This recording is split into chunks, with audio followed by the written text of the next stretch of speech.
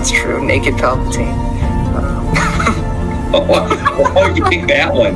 Fresh out of the clone tank, nude Palpatine is my Well, that's the first thing I think of when you say Dark Empire Palpatine.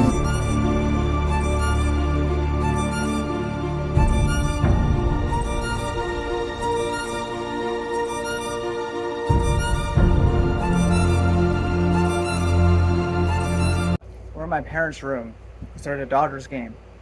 And listen, it's the coldest room in the whole house. California is going through hell on earth. I don't know. It's hot. Okay, it is almost 9 p.m. and it's still like 90 degrees. Okay, it's awful. Now maybe this is a normal Tuesday in some other state or place in the I don't know, but I don't care. I don't want it. So, anyway, I have this rare opportunity where I could be in the coldest room in the house because they're greedy little bastards. Anyway, today I have for you Heretics of Dune by Frank Herbert. Now, we're in a weird setting, right? Because this is like my parents' room, but also, on a side note from that, this book is freaking weird. I thought a worm man would probably be the weirdest thing I'd ever read. However, it continued to progressively get worse as we head into Heretics of Dune. What is Heretics of Dune without huge major spoilers?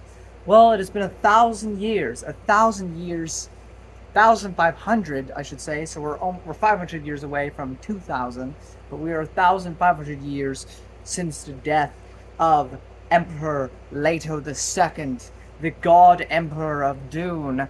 And there's since, in between that time, been a great scattering of people.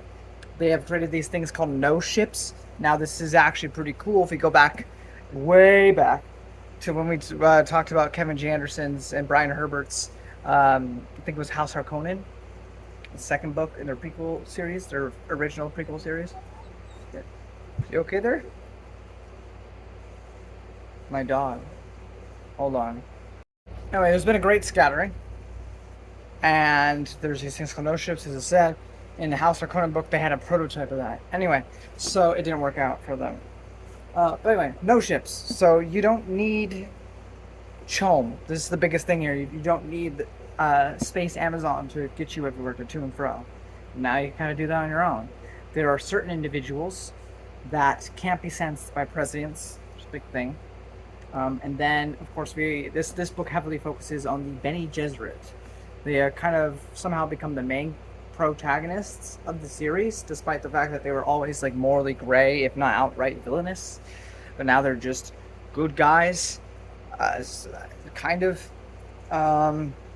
We also have one of the only threads to kind of really connect you to previous works, which is, you guessed it, if you guessed right, I'll give you $1. And what's that? Of course, Duncan Idaho, our boy, back again, but this time, wait for it, he's 12 years old.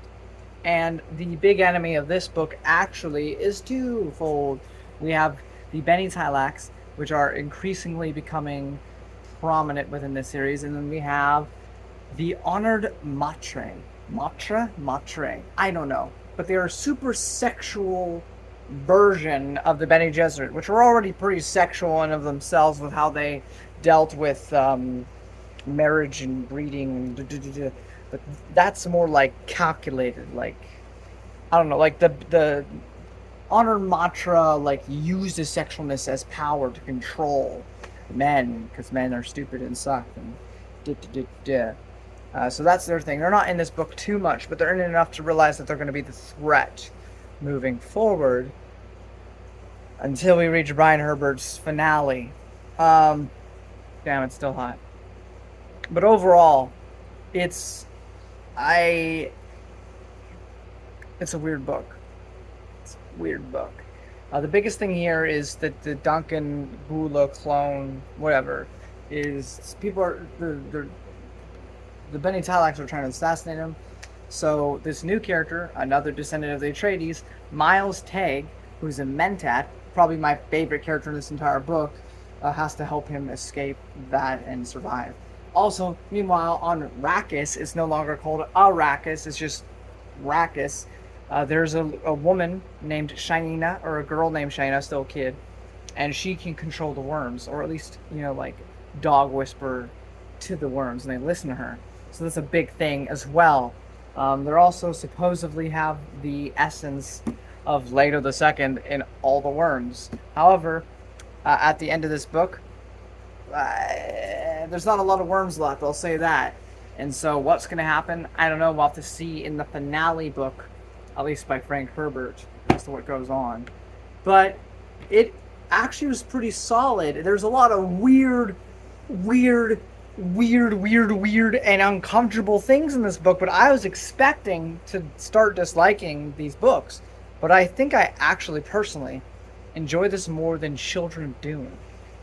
Like, right now for me, it's Dune Messiah, God Emperor, Dune, this, and Children of Dune. If we're not counting the Brian Herbert stuff, then things get a little bit more complicated. If we're just talking about the Frank Herbert works, then that's my ranking so far. Not that I necessarily think the story was better than Children of Dune or anything. In fact, most of the characters kind of like bleed into one another. Though we did start to really, not necessarily care about, but I was really intrigued by and interested in O'Drade, as well as the Duncan Idaho Gula, which somehow they continue to make the Gulas interesting, despite there being like a million different variations at this point. And Miles Tegg, who just absolutely stole the show. And Mother Teresa. Every time these characters were on screen, it was a good time. Waff is the Benny Tylax, and he's okay. It's interesting that they're getting more prominence in the world. But overall, I enjoyed it a lot more than I was expecting to. But there's also a lot of parts that make me scratch my head. Do I recommend it? Only if you're a diehard Doom fan. Only if you really have loved every single book you've read up to this point and you're like, I want to know more, go for it. But like, if you like the movies, for instance, that just came out, but got into Doom Messiah and was like, that was good, and then got to Children of Doom, you're like, I'm checking out. Like, if you couldn't even get there, or let's say you got there but couldn't get to God Emperor, this isn't going to turn it around for you, I don't think, personally. It is... I don't think any normal lay person could just pick this up and enjoy it. Like, you really have to give a damn. That being said, it's weird, and fun is a subjective term, but I never have fun, necessarily, reading a Frank Herbert work. My mind is stimulated, ideas are expressed, my imagination runs wild, and I'm constantly intrigued, but I'm never necessarily just having pure, blissful fun either. I don't know if that makes sense. It's about as fun as it is for me to talk about, like, civilly, like, I don't know, like religion or philosophy, like that stuff. Like, it's a bit heavier. It's not like you just do that for fun. Like, there's a bit more to it than that. But anyway, that's pretty much my thoughts. Heretics of Dune for the win. I'm surprised how much I enjoyed it. I'm gonna get into spoilers if you don't want that. Time for you all to bail. I'll make this fast because I'm dying. Living furniture? What? Dog chair? Okay. Lucia, or Lucilla, and O'Drade, sisters of the Atreides bloodline. There's a little rant about liberals at some point. That went right over my head. I just thought it was funny because they used the liberal term like politically. I was like, what? I also wanted to address Out of the Room before anything else, because I'm not going to try to be disrespectful or anything. Brian Herbert has an introduction in this book about his dad. And at this time, Frank Herbert's wife was going through chemo, I believe. She had cancer. And so I feel like that probably did heavily affect his writing. So just, I understand that he was going through a lot at this time.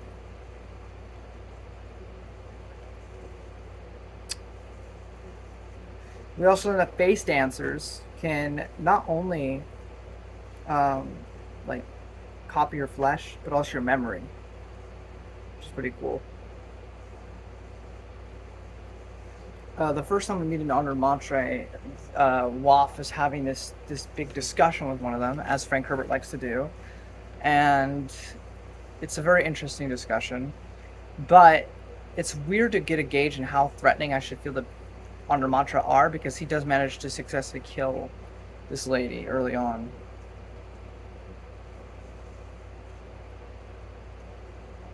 Throughout this book, though, you can clearly see, even though it's been 1,000 years since Emperor Leto II died, you can still feel the repercussions of his actions. But even beyond that, we can still feel the repercussions of Paul through all of this.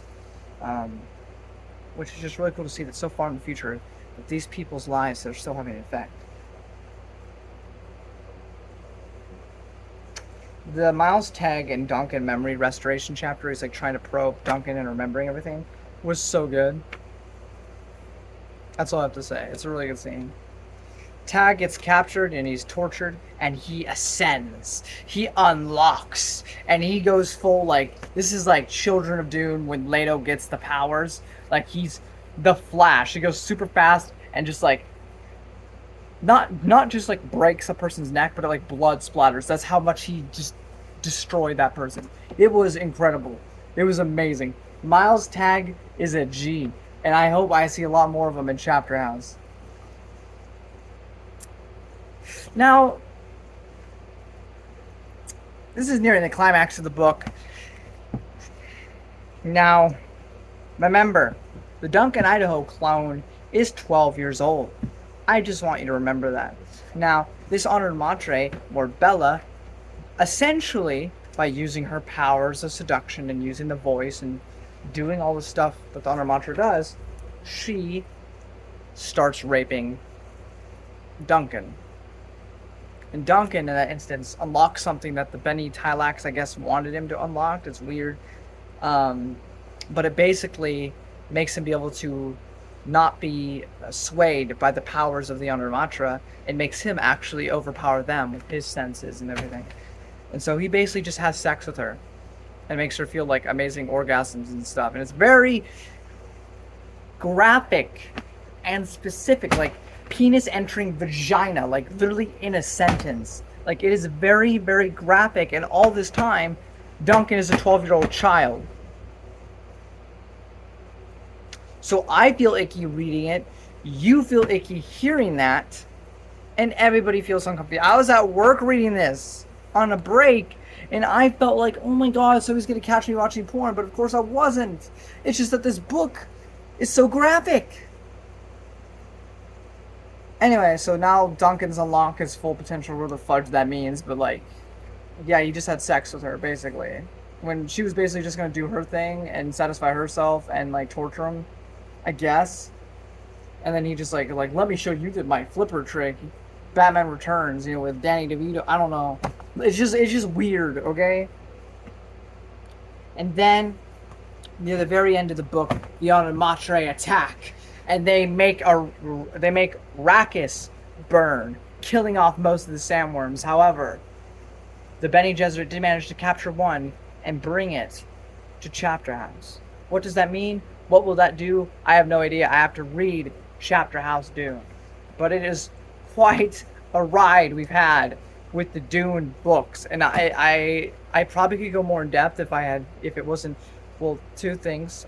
These books really, I have to discuss them with someone else to have this be really long because other people don't know how to do that.